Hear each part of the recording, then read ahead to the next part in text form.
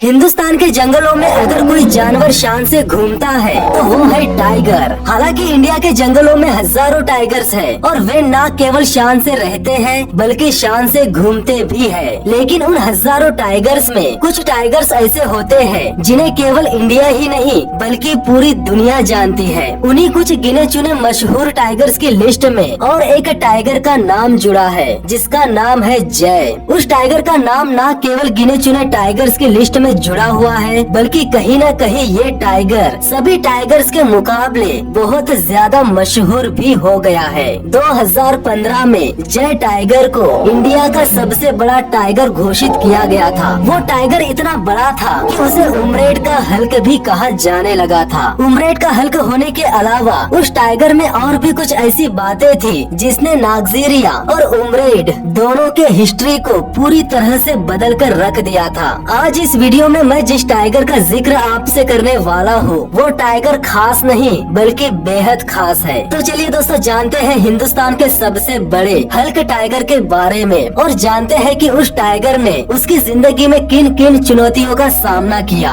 अगर आपने मुझे इंस्टाग्राम पर फॉलो नहीं किया है तो कर लीजिए, लिंक डिस्क्रिप्शन में दे रखी है। और अगर आप मेरे चैनल पर नए हो तो चैनल को सब्सक्राइब कर लीजिए, साथ ही साथ बेल आइकन को भी दबा दीजिए ताकि इसी तरह की इंटरेस्टिंग वीडियोस की नोटिफिकेशन आप लोगों तक सबसे पहले पहुंच सके। नमस्कार दोस्तों, मेरा नाम है विकी पाटिल और स्वागत है आपका फैक्ट लिमिटेड चैनल पर। इस लेजेंडरी टाइगर जय की कहानी की शुरुआत साल 2010 और 11 के बीच नागजीरिया नेशनल पार्क में हुई थी। नागजीरिया को 1970 में वाइल्ड लाइफ सेंचुरी घोषित कर दिया गया था जिसका टोटल एरिया 152.82 स्क्वायर किलोमीटर है। साल 2012 में प्रोजेक्ट टाइगर के तहत नागजीरिया को नेशनल पार्क में बदल दिया गया था। जंगली जानवरों से भरा यह नेशनल पार्क महाराष्ट्र के गोंदिया और भंडारा जिले के बीच वाले नेशनल हाईवे 53 से थोड़ी दूरी पर मौजूद है। हालांकि इस पार्क में और भी कई प्रकार के मैमल्स पाए जाते हैं और कई प्रकार के बर्ड्स भी, लेकिन यहाँ के जंगलों में अगर कोई सबसे ज्यादा मशहूर है तो वो है टाइगर्स। और उन्हीं टाइगर्स में एक ऐसा टाइगर बड़ा हो रहा था जो आने वाले दिनों में जंगल के इतिहास को ही बदलने वाला था। साल 2010 के अंतिम दिनों में टाइगर्स की संख्या बढ़ने लगी और सभी टाइगर्स अपने अपने इलाके पर क्लेम करने लगे थे।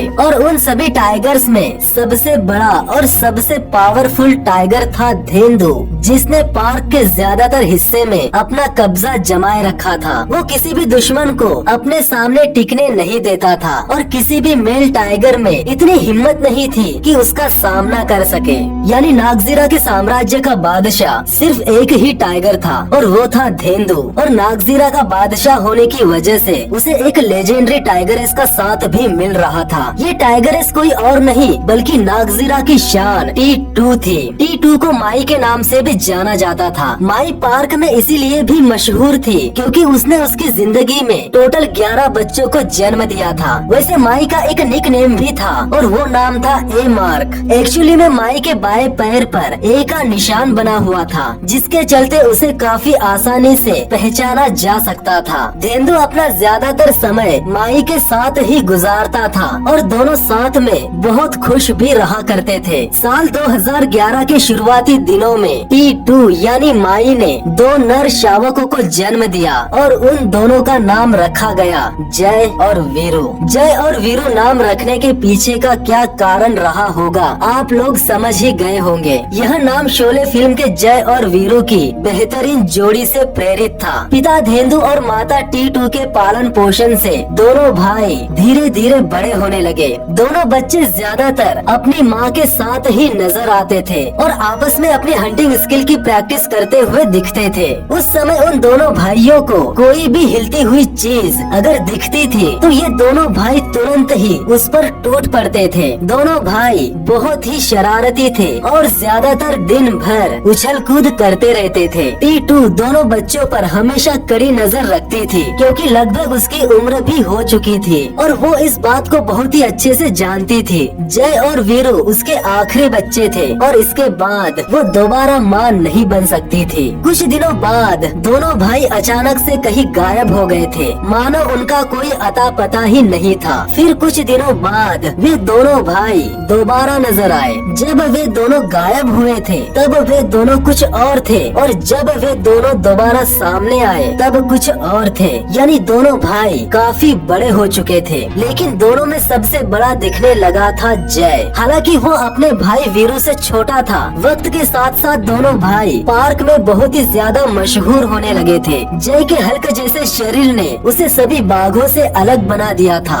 दोनों भाई हमेशा साथ में रहते थे, लेकिन दोनों में जय ही ज्यादा डोमिनेटिंग रहता था। जय टाइगर का वजन 250 किलो से भी ज्यादा था। इतना वजन उस समय पूरे इंडिया के जंगलों में किसी भी टाइगर का नहीं था, और यही वो कारण था जिसके चलते उसे 2015 में इंडिया का सबसे बड़ा टाइगर होने का खिताब मिला था। नागजीरिया के जंगलों में जब टेरिटरी के लिए आपसी लड़ाइयाँ होने लगी थी, तब तक जय काफी बड़ा हो चुका था और उसे भी इन लड़ाइयों का सामना करना पड़ा था। नागजीरिया के जंगलों में खुद का साम्राज्य बना पाना बिल्कुल भी आसान काम नहीं था। यहाँ तक कि जय जैसे बड़े आकार वाले टाइगर के लिए भी नहीं, क्योंकि पिछले लीटर्स में पैदा हुए उसके दूसरे भाई बहन भी अब बड़े हो चुके थे और उनके बीच किसी भी वक्त लड़ाई हो सकती थी।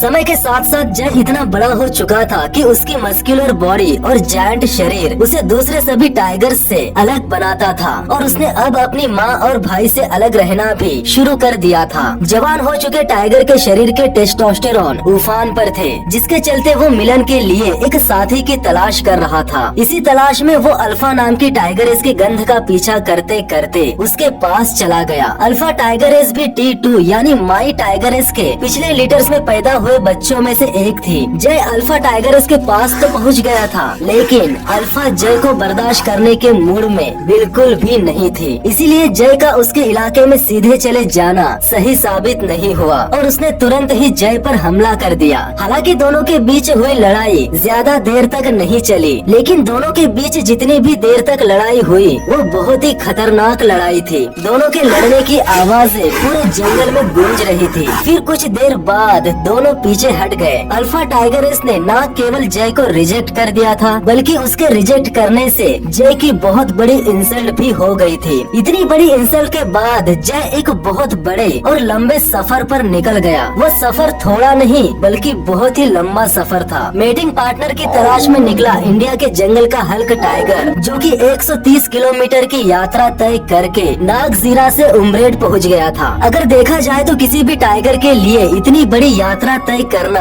बहुत आसान भी है और आसान नहीं भी है। आसान इसीलिए है क्योंकि टाइगर वैसे भी अपने इलाके की हिफाजत करने के लिए एक दिन में 35 से 40 किलोमीटर तक चलते रहते हैं। तो इतना लंबा सफर कोई भी टाइगर आसानी से तय कर सकता है। और आसान इसीलिए नहीं है क्योंकि टाइगर टेरिटोरियल होते हैं और अपने इलाके को आसानी से छोड़कर नहीं जाते। लेकिन जय ने ये सब करके कहीं न कहीं जंगल के इतिहास में एक नया चैप्टर ही जोड़ दिया। वो सभी परिस्थितियों का सामना करके, जैसे इंसानी आबादी वाले गांव, खेत, सड़कें, नदी, नाले और पता नहीं क्या क्या पार करके नागजीरा से उमरेड पहुंच गया। किसी को भी समझ में नहीं आ रहा था कि जय क्यों और किस लिए निकला था इतने बड़े सफर पर। 130 किलोमीटर की यात्रा तय करने के पीछे जय का क्या माइंडसेट था, ये कोई भी नहीं जानता था। इस 130 किलोमीटर की यात्रा ने उसे पूरी दुनिया में मशहूर कर दिया था। उमरेड पहुँचने के बाद जय की जिंदगी में और एक नया मोड़ आया, और वो इसीलिए क्योंकि ये जंगल उसके लिए बिल्कुल नया था और उसे जंगल में पहुंचते ही बहुत सी नई नई चुनौतियों का सामना करना पड़ा। उमरेड में 2 रेजिडेंट मेल टाइगर्स का पहले से ही राज था, और सबसे बड़ी बात ये थी कि वो 2 मेल टाइगर थे और उन्हें इससे पहले किसी भी दूसरे टाइगर्स ने टक्कर देने का साहस तक नहीं किया था। दोनों भाई पिछले कई सालों से उमरेड के किंग बने हुए थे।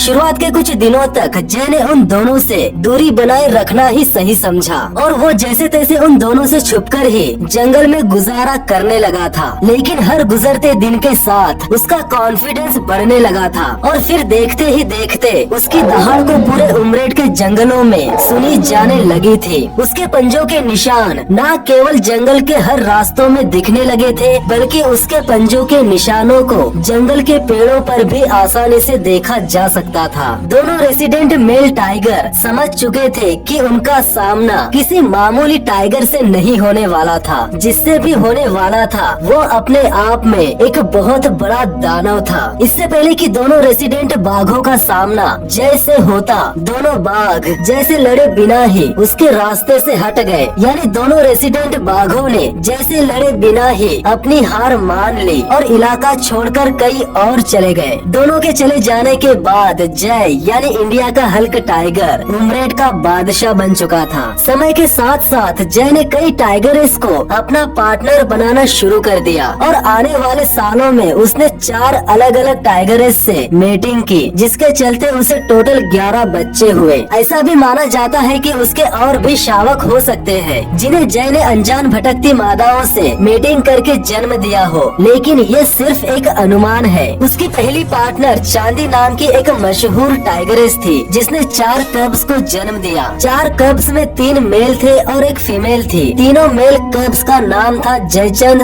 बाहु और बली और फीमेल कब का नाम बरखा रखा गया था। चारों कब्स में एक कब का नाम जयचंद इसीलिए रखा गया था क्योंकि वो जय और चांदी का पहला बेटा था, जो कि जय और चांदी के नाम को मिलाकर निकाला गया था। जय प्लस चांदी यानी जयचंद। वैसे 3 बेटों में से जिन 2 बेटों का नाम बाहु और बली रखा गया था, उन दोनों बेटों का नाम बाहु और बली से पहले कुछ और ही था, लेकिन जब बाहुबली मूवी रिलीज हुई तब उन दोनों बेटों का नाम बदलकर बाहु और बली रख दिया गया। उसके बाद जय ने T4 यानी राई नाम की बाघिन से मेटिंग की, जिसने 3 कब्स को जन्म दिया। उनका नाम रखा गया पवन, राजा और माला। माला भी इस लीटर की अकेली फीमेल थी। समय के साथ साथ जय के शासनकाल में धीरे धीरे उमरेड में टाइगर्स की पॉपुलेशन बढ़ने लगी। उसके बाद साल 2014 में जय को पार्क की सबसे सुंदर टाइगरेस फेरी के साथ वक्त बिताते हुए देखा जाने लगा, जिसके चलते फेरी ने 2 कब्स को जन्म दिया, बिट्टू और श्रीनिवास। श्रीनिवास में हुबहू उसके पिता के ही गुण थे और ये कहना बिल्कुल भी गलत नहीं होगा कि उसने उसके पिता की शान को जिंदा रखा। यहाँ सबसे बड़ी और कमाल की बात यह देखने को मिली थी कि बाप यानी जय ने तो केवल 130 किलोमीटर की यात्रा ही तय की थी, लेकिन बेटे ने मेटिंग पार्टनर की तलाश में 300 किलोमीटर का सफर तय कर लिया था। हालांकि ये सफर हमेशा के लिए अपने घर को अलविदा करने के लिए नहीं था। श्रीनिवास 300 किलोमीटर की यात्रा पर निकल तो गया था, लेकिन कुछ ही दिनों में वो इतनी दूर से भी अपने घर वापस आ गया था। लेकिन 2016 में उसने गलती से इंसानी इलाके में कदम रख दिया था और इंसानी इलाके में कदम रखना ही उसकी लाइफ की सबसे बड़ी गलती साबित हुई। इतनी बड़ी गलती जिसकी कीमत उसे अपनी जान देकर चुकानी पड़ी। हुआ ये था कि जंगल के जिस इलाके के बाहर इंसानी बस्ती के तरफ श्रीनिवास निकला था, वहाँ के किसानों ने अपने खेत की फसल को जंगली जानवरों से बचाने के लिए खेत के चारों तरफ इलेक्ट्रिक तार लगा रखे थे।